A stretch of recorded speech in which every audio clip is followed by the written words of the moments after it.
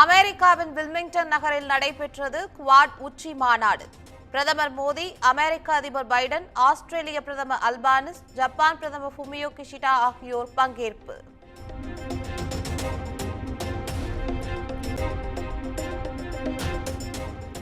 Quad நாடுகள் ஒன்றிணைந்து செயல்படுவது மனித குலத்திற்கும் முக்கியமானது. அனைத்து பிரச்சினைகளுக்கும் அமைதியான தீர்வை ஆதரிக்கிறோம் என குவாட் உச்சி மாநாட்டில் பிரதமர் நரேந்திர மோடி பேச்சு.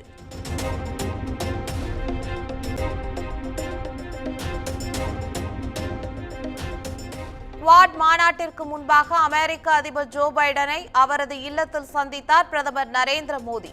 இருவரும் ஆறத் தழுவி அன்பை பரிமாறிக்கொண்டனர். இந்தியாவுடனான அமெரிக்காவின் உறவு வலுவானதாக உள்ளது. பிரதமர் நரேந்திர மோடியை சந்தித்த பின்னர் அமெரிக்க அதிபர் ஜோ பைடன் எக்ஸ் வலைதளத்தில் பதிவு.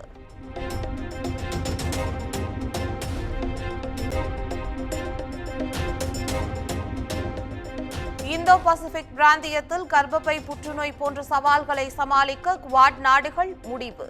புற்றுநோய் மூன்ஷாட் நிகழ்ச்சியில் பிரதமர் நரேந்திர மோடி பேச்சு.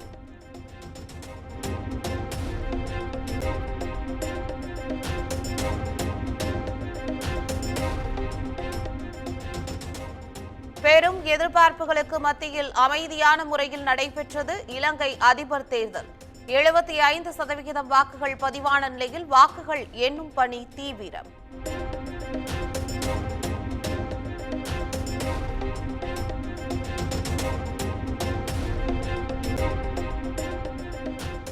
இலங்கை அதிபர் தேர்தல் வாக்கு எண்ணிக்கையில் 3ஆம் இடத்திற்கு தள்ளப்பட்டார் அதிபர் ரணில் விக்ரமசிங்கே. தேசிய மக்கள் சக்தி தலைவர் அனுரகுமாரே முன்னிலை.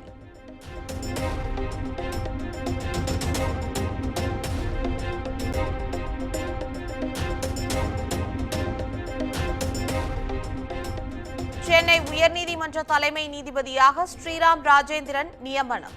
கொலிஜியத்தின் பரிந்துரையை ஏற்று குடியரசுத் தலைவர் திரௌபதி முர்மு உத்தரவு.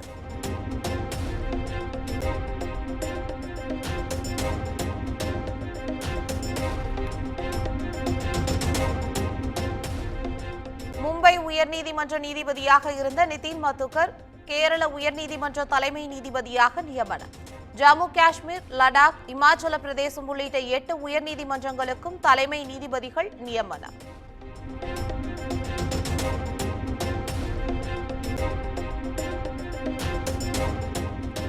ஓபிஎஸ், வைத்திலிங்கம் உள்ளிட்டோரை அதிமுகவில் மீண்டும் சேர்ப்பது என்ற பேச்சுக்கே இடமில்லை. சென்னை ஜே நகர் மேற்கு பகுதியில் நடைபெற்ற பொதுக்கூட்டத்தில் எடப்பாடி பழனிசாமி திட்டவட்டம்.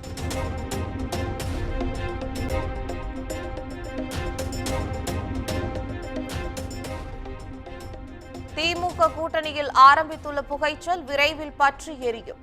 கூட்டணி இல்லை என்றால் திமுக படு தோல்வியை சந்திக்கும் என எடப்பாடி பழனிசாமி கடும் தாக்கு.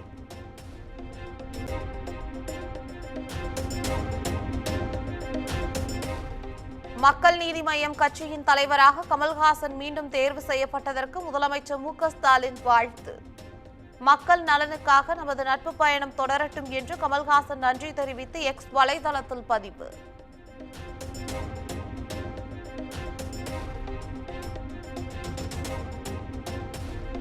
தமிழ்நாடு அரசின் உண்மை சரிபார்க்கும் குழுவை கலைக்க வேண்டும். பேச்சு சுதந்திரத்திற்கு எதிரானது என மும்பை உயர்நீதிமன்றத்தின் தீர்ப்பை சுட்டிக்காட்டி அன்புமணி ராமதாஸ் வலியுறுத்தல்.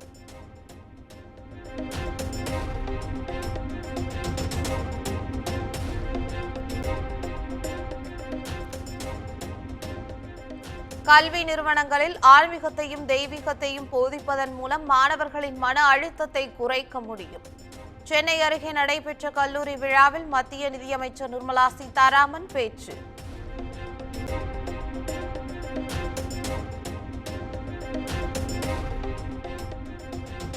தமிழக வெற்றிக் கழகத்தின் முதல் மாநாடு திட்டமிட்டபடி அக்டோபர் 27ஆம் தேதி நடைபெறும்.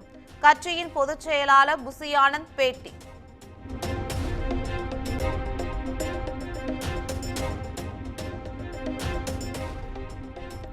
நெடுந்தீவு அருகே மீன்பிடித்துக் கொண்டிருந்த தமிழக மீனவர்கள் 37 பேர் கைது.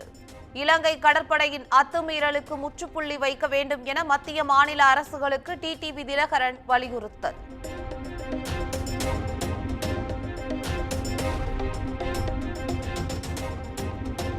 ஆம்ஸ்ட்ராங் கொலை வழக்கில் தேடப்பட்டு வந்த ரவுடி புதூர் அப்பு டெல்லியில் கைது. நாட்டு வெடிகுண்டுகளை சப்ளை செய்த புகாரில் தனிப்படை போலீசார் நடவடிக்கை.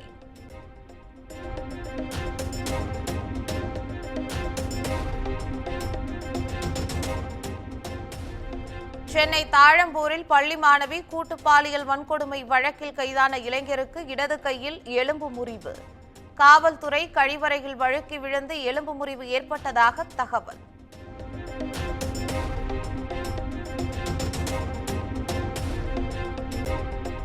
ஆம்பூரில் மேம்பாலம் கட்டுமான பணியின் போது சாரம் சரிந்து விழுந்ததால் பரபரப்பு. இடிபாடுகளுக்குள் சிக்கி காயமடைந்த வடமாநில தொழிலாளர்கள் 6 பேர் மீட்பு.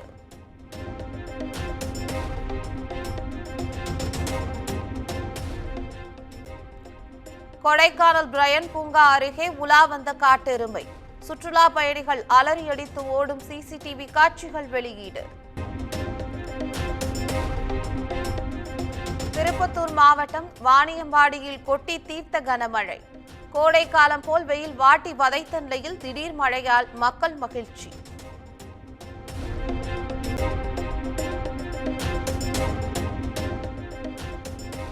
திருப்பதி ஏழுமலையான் கோயில் லட்டு விவகாரத்தை சிபிஐ விசாரிக்க வேண்டும்.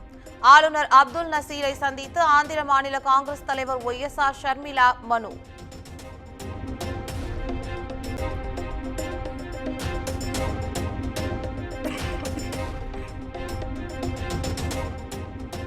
திருப்பதி லட்டு விவகாரத்தில் ஏழுமலையானிடம் மன்னிப்பே கேட்டார் ஆந்திர துணை முதலமைச்சர் பவன் கல்யாண். இன்று முதல் 11 நாட்கள் விரதம் இருக்க உள்ளதாகவும் அறிவிப்பு.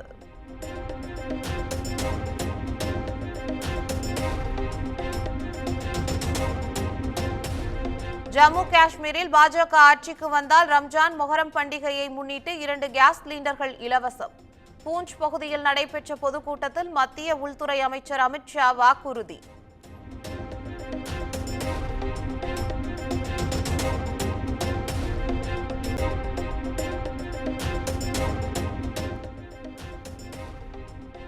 குஜராத் மாநிலம் சூரத்தில் தண்டவாளங்களில் இரும்பு பிளேட்கள் வைத்து ரயிலை கவிழ்க்க சதித்திட்டம்.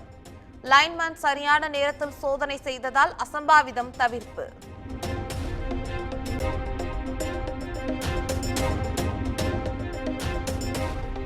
பெங்களூரு அருகே இளம் பெண்ணை கொலை செய்து உடலை துண்டு துண்டாக வெட்டி ஃப்ரிட்ஜில் வைத்த கொடூரம். தலைமறைவாக உள்ள நபருக்கு போலீசார் வலைவீச்சு.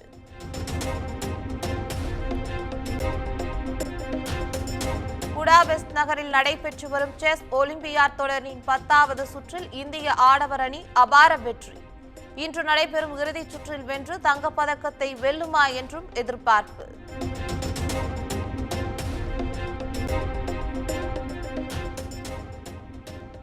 மனைவியை நேசிக்காமல் விவாகரத்து செய்பவர்கள் சுயநலவாதிகள்.